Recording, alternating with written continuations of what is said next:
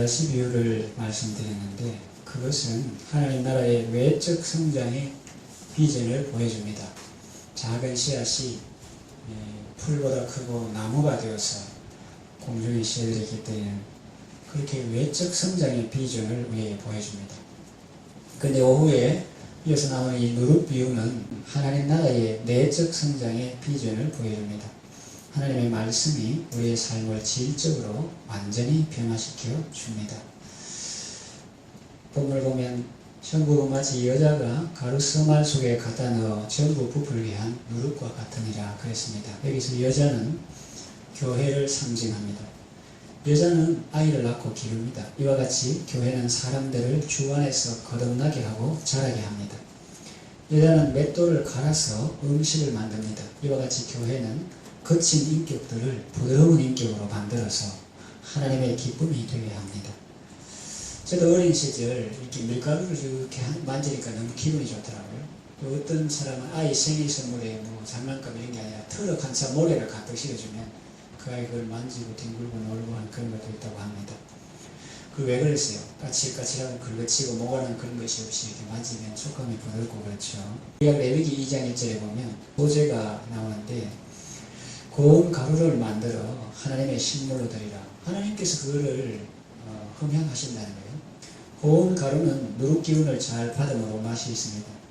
밀가루 반죽할 때 채로 한 번 더 쳐주면 그 유튜브나 이런 데 요리 강의하는 분들 많습니다. 남자도 있고 여자도 있고 또 우리 교회에도 제빵제과학교 졸업하신 분도 있는데 이 밀가루 반죽할 때 채로 한 번 더 쳐주면 약간 덩어리지는 것도 깨져서 고운 가루가 되고 그러면 효모가 구석구석 잘 스며들고 반죽도 더 잘 된다고 합니다. 그래서 고운 가루가 되어야 합니다. 다시 말하면 본인의 주관이나 욕심이나 혈기나 시기나 원망, 미움, 허영 등이 다 부서지고 고운 가루처럼 부드럽고 겸손한 마음이 되어야 주님의 기쁨이 될 수 있습니다. 고운 가루처럼 부드럽고 겸손하고 화평한 마음으로 하나님의 기쁨이 되시기를 바랍니다. 그리고 고운 가루가 누룩으로 아름답게 부풀어 오르듯이 겸손한 마음으로 하나님의 은혜를 골고루 받고 주님의 은혜를 구석구석 받고 많이 받으셔서 변화된 인격으로 새로운 삶을 살아가시기를 바랍니다. 여기에 맞는 찬미 오후 시간이니까 부르겠습니다. 191번 부서져야 하리 부서져야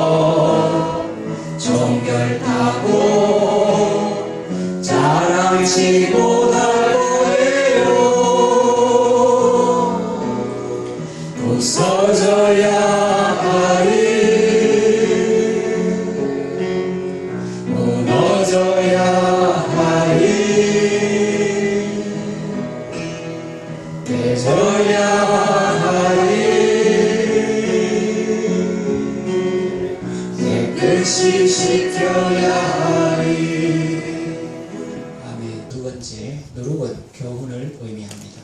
교훈은 세 종류가 있습니다. 첫째는 예수 그리스도의 교훈인데 이것은 오늘 본문에 나오는 것입니다.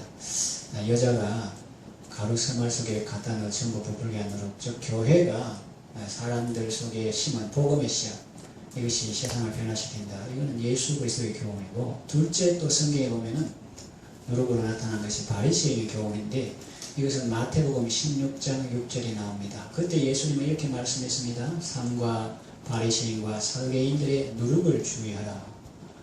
이때 그들의 교훈을 말합니다. 그래서 뜬 누룩인 줄 알고 제자들이 우리가 떡가지고 잊었다니까 예수님께서 그걸 말하는 게 아니다. 그들의 교훈을 주의해라. 그렇게 말씀하신 거죠. 또 세 번째는 이단자의 교훈인데 그것은 갈라디아 5장 9절에 나옵니다. 그 가르침은 할례 받아야 구원받는다. 그런 가르침입니다. 그 교회 안에 유대주의자들이 있었어요. 믿음으로 구원받는 게 아니고 할례 받아야 된다. 그렇게 했습니다. 사도 바울은 그들을 가리켜서 율법 안에서 의롭다 함을 얻으려 하는 자들이라고 지적합니다. 그러면서 적은 누룩이 온 덩이에 퍼진다고 경고합니다. 본문에 나오는 누룩은 하나님의 말씀을 가리킵니다. 긍정적인 의미고 좋은 의미로 쓰였죠. 그래서 이 하나님의 말씀은 사람을 거듭나게 하고 성화시키는 능력이 있습니다. 벤허의 저자를 보십시오. 기독교를 비판하려고 성경을 읽다가 자신이 말씀에 변화되고 말하지 않습니까? 말씀과 성령의 감화력은 하나님의 사람을 온전케 합니다. 가루가 되지 못한 밀이나 옥수수는 누룩의 기운을 받지 못하여 그대로 있습니다. 본인이 밀가루처럼 고운 가루가 되면 하나님은 창조의 말씀으로 그를 변화시켜 새로운 피조물을 만드십니다. 요한복음 2장의 가나 혼인잔치집에서 물이 포도주로 변했습니다. 하인들의 순종과 주님의 능력으로 변화된 것입니다. 질이 변하고 맛과 향이 변하고 용도가 변하고 위치가 변하고 가치와 대우가 변했습니다. 풀어서 말하면 질이 변했다는 것은 맹물이 포도주가 되었다는 것이고 맛과 향이 변했다는 것은 맹물은 계속 있어도 몸이 건조하지만 포도주는 그 맛과 향이 있습니다. 용도가 변했는데 물은 저 바깥에 물 항아리에 있었지만 이 포도주는 잔치의 기쁨이 되었고 위치도 마당가의 물이 연회 속에 오르고 그래서 가치와 대우가 변했습니다. 우리의 구원도 이와 같습니다. 곡식이 부드러운 가루가 될 때 누룩의 기운을 받아서 맛있는 빵이 됩니다. 우리의 인격도 부드러운 가루처럼 될 때 그때에 성령께서 말씀으로 더불어 역사하셔서 아름답고 새로운 존재로 변화되는 것입니다. 한동대학교 총장을 지냈던 고 김영길 박사는 처음부터 예수 믿는 사람이 아니고 안동 양반이라고 하는데 그 부인 김영애 권사가 예수를 믿었는데 그것은 이제 갈대상자 그런 책을 보면 우리가 아시는데 그 김영길 박사는 그 형 김호길 박사인 사람도 유명합니다. 김영길 박사는 물이 포도주로 된 사건을 사기라고 생각했습니다. 그냥 착하게 살아가 남을 대접할 이런 건 좋은데 왜 성경에 거짓말이 나오느냐. 과학자니까 어떻게 H2O가 어떻게 그렇게 변하냐. 사기다 이렇게 생각했습니다. 과학자로서 도저히 믿을 수 없었던 것이죠. 그러나 그 나사에 있는 과학자들 모임 예수 믿는 사람들 계속 그 사람을 위해서 기도하니까 하나님의 말씀과 성령님은 그런 사람도 변화시켜 새 사람이 되게 했습니다. 책이나 유튜브를 통해서 그의 간증이나 강연을 들어보면 그 사실을 확실히 알 수가 있습니다.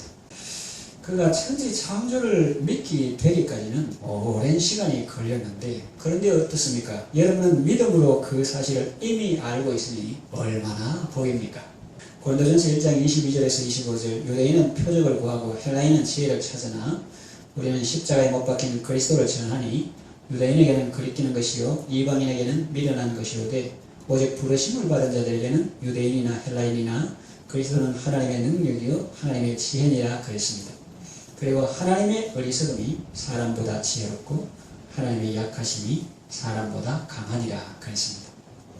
고린도전서 1장 30절에서 31절 보면 너희는 하나님으로부터 나서 그리스도 예수 안에 있고 예수는 하나님으로부터 나와서 우리에게 지혜와 의로움과 거룩함과 구원함이 되셨으니 기록하는 된 바 자랑하는 자는 주 안에서 자랑하라 함과 같게 하려 함이라 그랬습니다.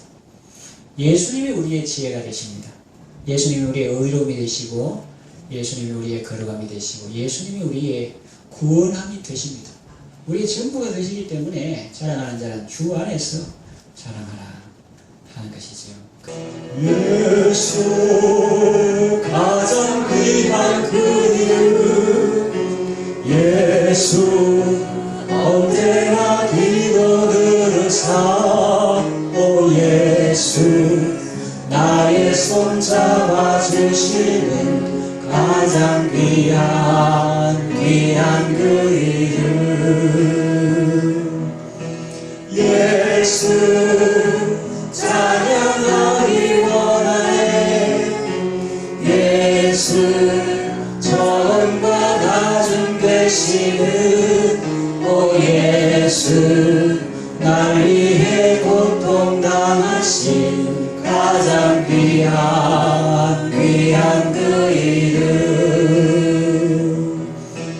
예수 왕의 왕이 되시고 예수 당신의 끝없는 사랑 오 예수 목소리 높여 찬양해 가장 귀한 그 이름 그렇습니다. 여러분은 예수 그리스도의 은혜로 지혜로운 자 되었고 의로운 자 되었고 거룩한 자 되었고 구원함을 받았으니 유대인이나 헬라인처럼 세상 능력이나 지혜를 자랑하지 말고 하나님의 능력이요 하나님의 지혜이신 예수님을 자랑하고 예수님께 감사하시기를 바랍니다.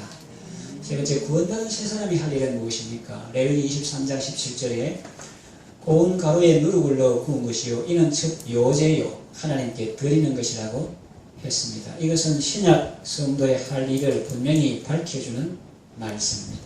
참고로 요제, 제사 드리는 그 내용에 따라서 번처와 제건, 번제, 소제, 속죄제, 속건제, 화목제 이렇게 있고 또 그 방법에 따라서 요제는 뭘까요? 흔들요자입니다. 그래서 이렇게 흔들어서 이렇게 드리는 것이고 덜어서 드리는 건 뭘까요?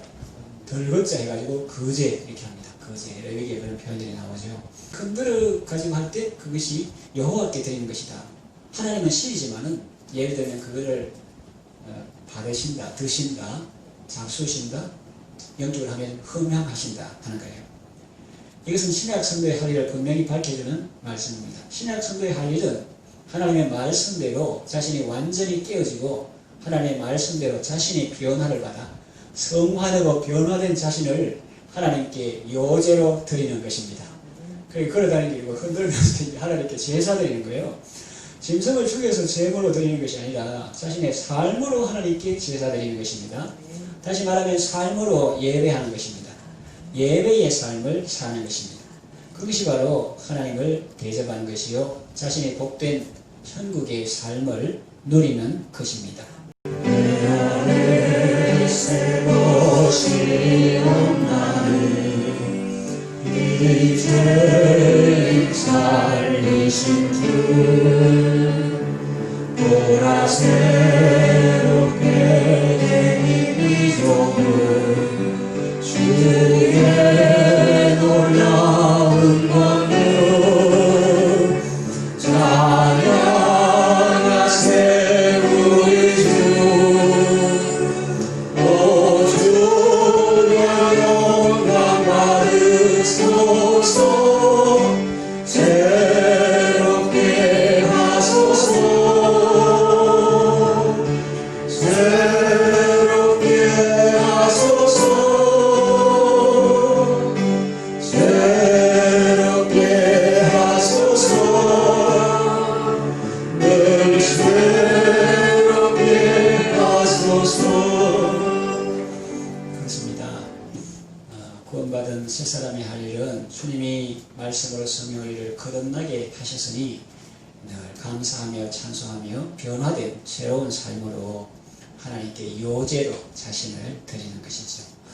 이 말씀을 정리해 마치겠습니다. 하나님이 주시는 구원의 은혜는 전부 다 부풀 수 있는 은혜입니다.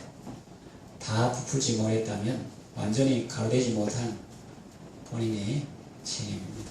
1차 창조에 속한 재능과 소유는 하나님의 재창조의 말씀을 받아서 순종함으로 새로운 피조물이 되고 새로운 피조물 된 이것이 하나님의 기쁨의 대상이 됩니다.